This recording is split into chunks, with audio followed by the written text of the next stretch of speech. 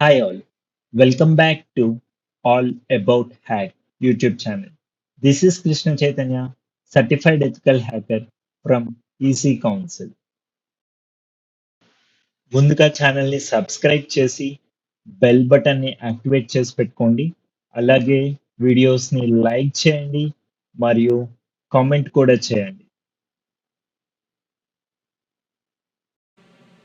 ఈరోజు మన క్లాస్లో మెటాస్ప్లాయిటబుల్ టూల్ని పిఎం వర్క్ స్టేషన్లో ఎలా యాడ్ చేయాలో చూద్దాం. ఫస్ట్ టూల్ని క్రోమ్ నుంచి డౌన్లోడ్ చేసుకుందాం. సో దానికోసం క్రోమ్ ఓపెన్ చేయండి.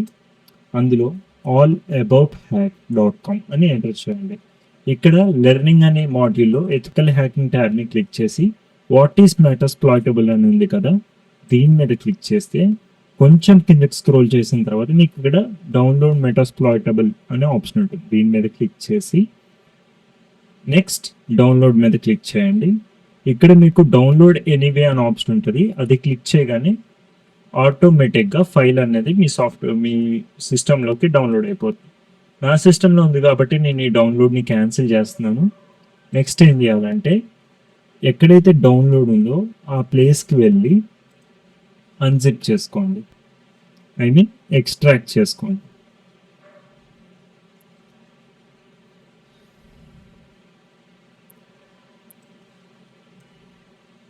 ఎక్స్ట్రాక్ట్ అవ్వడానికి ఒక 1 minute టైం తీసుకుంటుంది.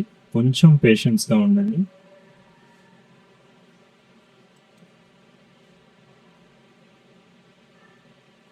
ఇలా అన్జిప్ అయిన తర్వాత మీ ఫైల్స్ పేజ్ని మళ్ళీ ఒకసారి ఓపెన్ చేసుకొని దీన్ని డబుల్ క్లిక్ చేసి చూడండి ఈ ఫైల్స్ ఉన్నాయా లేవో. ఆ తర్వాత VMware ఓపెన్ చేసి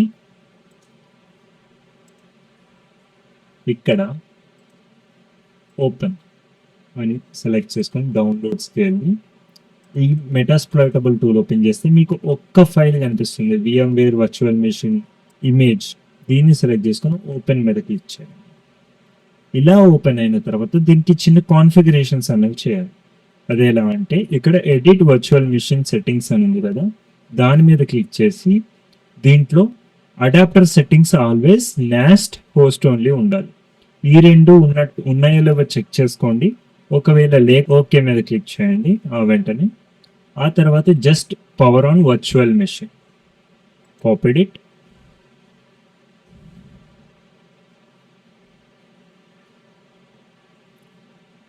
ఇది కూడా లోడ్ అవడానికి కొంత టైం తీసుకుంటుంది.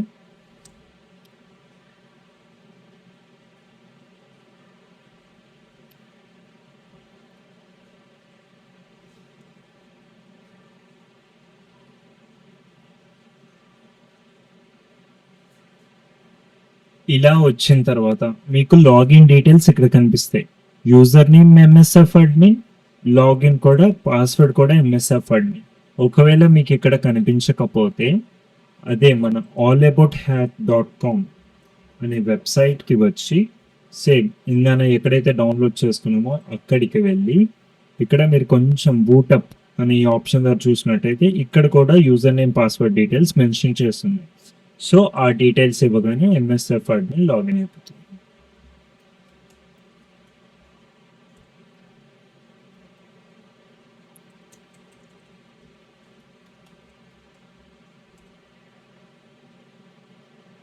చూసారా, ఇలా వచ్చింది అంటే సిస్టమ్ లాగిన్ అయిపోయినట్టే లెక్క.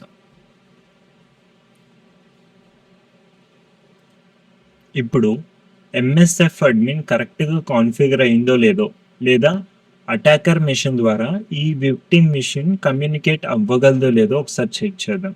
దానికోసం ఈ సిస్టమ్ యొక్క IP అడ్రస్ కనుక్కోవాలి, ఈ విక్టిమ్ మిషన్ యొక్క IP అడ్రస్ కనుక్కోవాలి. దానికోసం మనం యూజ్ చేసే కమాండ్ ifconfig.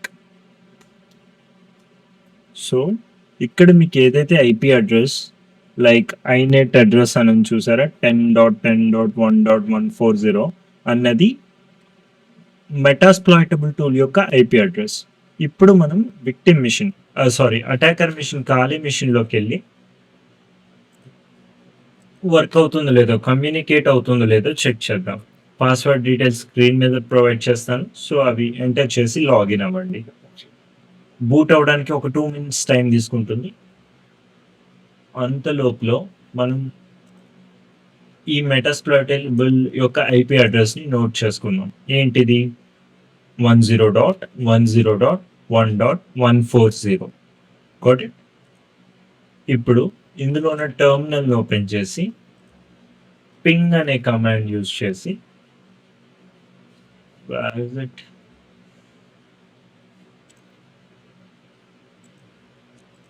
పింగ్ అని ఎంటర్ చేసి వెనకాల ఐపీ అడ్రస్ని ఎంటర్ చేయండి. విక్టిమ్ మిషన్ యొక్క ఐపీ అడ్రస్ ఇదే కదా, విక్టిమ్ మిషన్ యొక్క ఐపీ అడ్రస్. సో ఇప్పుడు జస్ట్ ఎంటర్ మీద క్లిక్ చేస్తే చూసారా, ప్యాకెట్స్ నుంచి డేటా రిసీవ్ అవుతుంది. ఇలా వచ్చినట్టయితే అటాకర్ మిషన్ విక్టిమ్ మిషన్తో కమ్యూనికేట్ చేయగలుగుతుంది. సో ఈ విధంగా మెటాస్ప్లాయిటబుల్ టూల్ని ఎలా ఇన్స్టాల్ చేయాలి, ఎలా కాన్ఫిగర్ చేయాలని క్లియర్గా చూసాం కదా. నెక్స్ట్ క్లాస్లో మరికొత్త టాపిక్తో మళ్ళీ మీ ముందు ఉంటాను. అంతవరకు see you, tata, bye bye.